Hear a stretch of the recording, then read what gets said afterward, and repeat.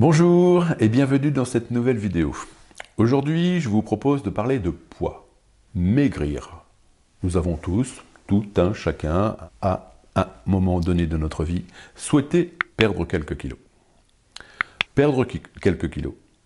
Alors, lorsqu'on en est en embonpoint, un petit peu trop fort, forte, il faut chercher les causes, les raisons. Les méthodes, les régimes tiennent rarement compte des facteurs d'ordre psychologique liés à la prise de poids. Il ne faut pas absolument jamais les négliger. Alors, quelques exemples. On peut être trop fort, par exemple, ou trop forte, parce que tout simplement on a une mauvaise alimentation. Le matin, on n'a pas le temps, on déjeune très vite, le midi, des cochonneries, et le soir, on se fait un véritable festin parce qu'on a plus de temps. Là, évidemment, toutes les théories liées à un bon équilibre alimentaire nous indiquent le contraire. Il faut avoir un bon petit déjeuner le matin, un repas équilibré le midi et un repas léger le soir. C'est la bonne cohérence. Évidemment, on n'a pas toujours le temps de fonctionner de la sorte. Eh bien, si ce n'est pas le cas pour vous, il faut absolument réussir à régler cela. Ça, c'est vraiment très important. Un bon équilibre alimentaire, c'est important. Ensuite, évidemment, le surpoids peut être lié à l'éducation.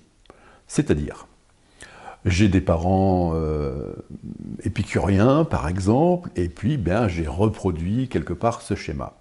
Ou alors mes parents étaient peut-être dans le besoin, ou n'avait pas forcément toujours les moyens de remplir nos assiettes, et là on nous a toujours éduqués de la sorte en nous disant il faut finir son assiette, ça coûte cher la nourriture, il ne faut jamais gâcher. Et là évidemment, il n'est pas question pour nous de déroger à cette éducation, et on finit tous nos plats, même si parfois on n'a plus faim à la fin du repas. C'est logique, c'est un mécanisme de reproduction de schéma, en fait, en quelque sorte. Et ça fait partie des grands processus de fonctionnement de notre inconscient. Notre inconscient a horreur des changements et il se focalise sur notre éducation. Pour lui, c'est la subjective normalité. Si j'ai été éduqué de la sorte, mon inconscient va vouloir toujours reproduire ce mécanisme de schéma. Notre inconscient a tout simplement horreur de l'inconnu et horreur du changement.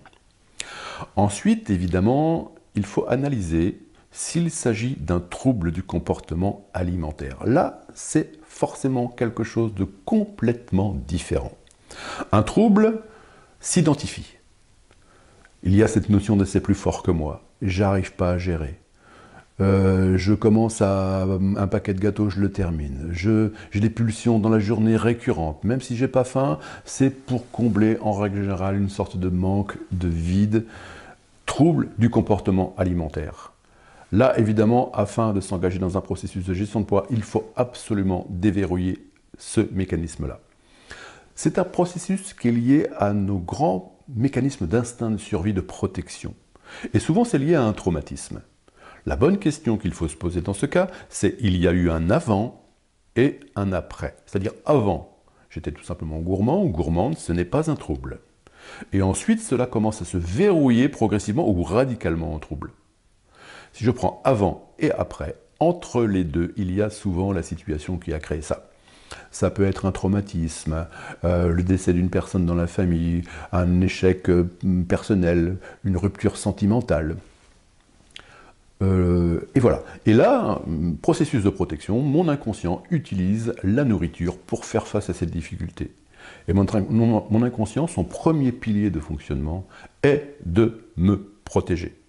Mon inconscient vient de trouver un outil fascinant et formidable pour faire face aux difficultés et il se dit tout simplement, je garde cet outil, on ne sait jamais, plus tard ça peut servir.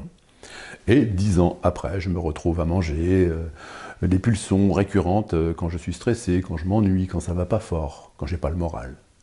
Voyez ? Alors là, c'est comme dans tous les autres processus également, hein. Je perds 6, je reprends 7, je perds 7, je reprends 8, ce qu'on appelle les phénomènes de yo-yo. Il faut absolument déverrouiller ce type de trouble. Alors évidemment, l'hypnose, l'hypnothérapie, c'est mon métier, je suis professionnel de l'hypnose, maître praticien en hypnose ericksonienne et nouvelle hypnose humaniste. Le protocole est différent. S'il s'agit d'un mauvais comportement, là, il faut trouver, régler, réorganiser un petit peu notre alimentation, auquel cas une séance d'hypnose n'est pas forcément nécessaire. Si c'est un mécanisme de reproduction de schéma, on a des outils en hypnothérapie très efficaces comme par exemple la thérapie symbolique avancée, où là on va pouvoir se débarrasser de ce mode de fonctionnement qui est lié, issu de notre éducation. Si c'est un trouble du comportement alimentaire, la méthode est différente, le protocole est différent. Voyez, si vous avez un problème de poids, et si vous écoutez ces vidéos, c'est peut-être et sans doute le cas, eh bien il faut déjà comprendre comment ça fonctionne. Quelle est votre personnalité? Où est pour vous le véritable problème et où se trouve-t-il et comment peut-on le traiter? Alors je vais faire dans une prochaine vidéo, vous donner des exemples précis de protocoles peut-être aussi, de séances complètes peut-être aussi pour gérer ces différents processus. Mais déjà, la bonne analyse pour vous, c'est de réussir à savoir où vous vous situez. Avez-vous de mauvaises habitudes alimentaires? Avez-vous un problème lié à ces mécanismes de reproduction de schéma liés à votre éducation? Ou avez-vous un trouble du comportement alimentaire? 3 cas de figure. Situez-vous dans tout cela. Et peut-être laissez-moi sous cette vidéo un commentaire en me parlant un petit peu de vous et comment vous estimez pour vous la situation. C'est toujours avec plaisir que je lirai et que je répondrai à ceci assez rapidement. A très bientôt dans une autre vidéo sur ce même sujet, il y en aura plusieurs.